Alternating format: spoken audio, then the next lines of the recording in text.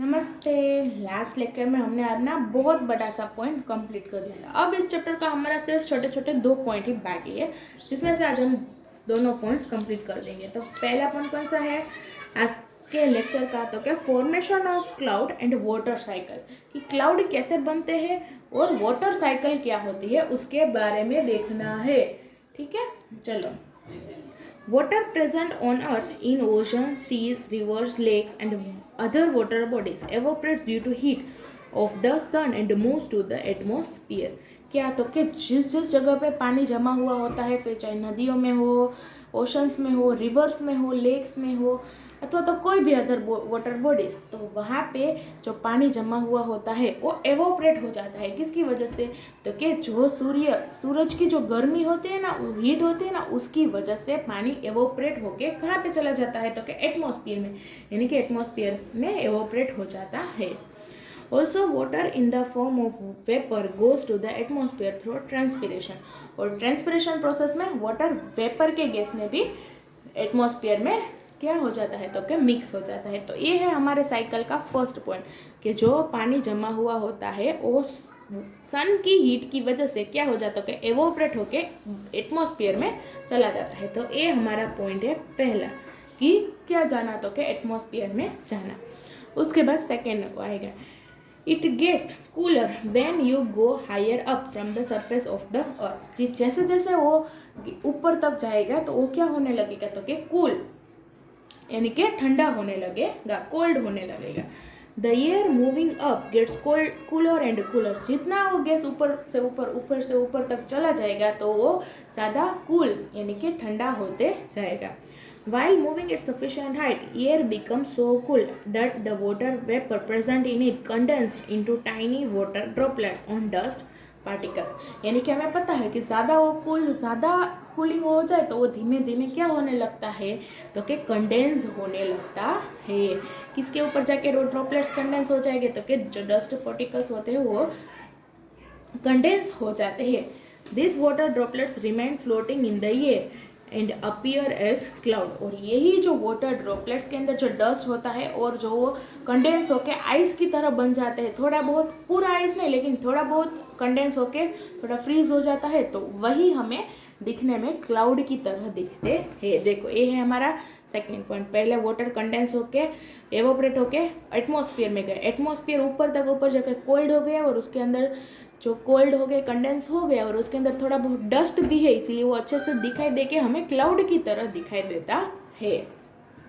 तो ये था हमारा सेकेंड पॉइंट वाटर साइकिल का। उसके बाद many water droplets under suitable condition come together to form large sized water drops. Some water drops become so heavy that they begin to fall on the ground as rain, hail और snow. तो क्या है? तो कि जो water droplets condense हो गए हैं वो कभी कभी क्या हो गए? तो कि कुछ सिचुएशन में वो क्या हो जाते हैं? बहुत बड़े वाटर ड्रॉप्स में कन्वर्ट हो जाते हैं। और जब ज़्यादा वाटर ड्रॉप्स हो तो वो धीरे धीरे नीचे गिरने लगते हैं ग्राउंड में। तो वो जो वाटर ड्रॉप्स नीचे गिरते हैं वो किस तरह में गिरते हैं? तो कि रेन में, स्नो में, हेल में, इस तरह छोटे छोटे वाटर के ड्रॉप्स नीचे गिरने लगते हैं। This process of water drops coming back on the earth in the form of rain, hail or snow is called precipitation। तो इस तरह कि जो पानी नीचे से एवोपरेट होके ऊपर गया है और ऊपर कंडेंस होने के बाद थोड़ी देर के जब कंडेंस होके ज़्यादा बिग यानी कि लार्ज साइज के वाटर ड्रॉप्स हो जाते हैं और जब वो वापस नीचे गिरते हैं तो इस प्रोसेस को कहते हैं प्रिसिपिटेशन। और वो किस तरह से गिरते हैं? तो कि रेन में, यानी कि बारिश आती है वो कहाँ से होती है? तो कि जो नीचे का पानी जो सूख के ऊपर गया है उसी से ही वो पानी वापस हमारे ग्राउंड में आते हैं। This way, there is a continuous exchange of water among land, water bodies and atmosphere। This cyclic exchange of water is called water cycle। इसी को कहते हैं वाटर साइकिल, कि ये हमारे लैंड में यानी कि हमारे धरती पे ये होता ही रहता है। बारिश में जब पानी आता है वो एक जगह जमा होता है, वापस जब समर सीजन आता है तो पूरा का पूरा पानी एवोपरेट हो जाता है। विंटर सीजन में क्या हो जाता है? पूरा कंडेंस हो जाता है। बारिश में पूरा नीचे आ जाता है। तो इसी तरह ऊपर जाना, कंडेंस होना, नीचे आना, ऊपर जाना, कंडेंस होना और नीचे आना, इसी तरह होता रहता है ये पूरा प्रोसेस। इस साइकिल को कहते हैं water cycle. Water cycle maintain the water balance on land, water bodies and atmosphere. ये जो वाटर साइकिल होता है इसी की वजह से हमारे लैंड में, वाटर बॉडीज में और एटमॉस्फेयर में वाटर की मात्रा एकदम बैलेंस होकर रहती है। It also controls weather pattern and sustain plants and animal life on the earth. ये वेदर पैटर्न को भी कंट्रोल करता है और धरती पर रहने वाले एनिमल लाइफ को और प्लांट्स को भी अच्छे से सस्टेन करता है, यानी कि उससे भी हेल्पफुल होता है। क्योंकि पानी अगर एवोपरेट नहीं होगा तो वापस हमें मिलेगा नहीं, मिलेगा तो ही हमारे प्लांट्स और एनिमल्स सर्वाइव कर सकते हैं। तो इस तरह क्लाउड्स का फॉर्मेट होना और वाटर साइकिल होता है। तो लास्ट पॉइंट है इस चैप्टर का, थंडर एंड लाइटनिंग। थंडर और लाइटनिंग के बारे में तो देखते हैं। Many times you hear a loud sound और crashing notes after a flash of lightning, this is called thunder. बहुत सारे टाइम आपने सुना होगा बहुत ही भयानक आवाज़ जब लाइटनिंग होती है, बिजलियाँ कड़कती है, सब बोलते हैं ना, बारिश के टाइम तो बहुत ही ऐसा सुनने को मिलता है। तो ये क्या है, तो क्या थंडर एंड लाइटनिंग, जो आवाज़ आती है उसको कहते हैं थंडर। जो बिजलियाँ कड़कती है ना उसको कहते हैं thunder.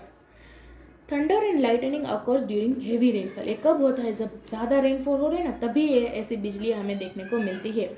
They occur when there is a heavy flow of electrical charge either between two clouds or between a cloud and a tall tree or even building.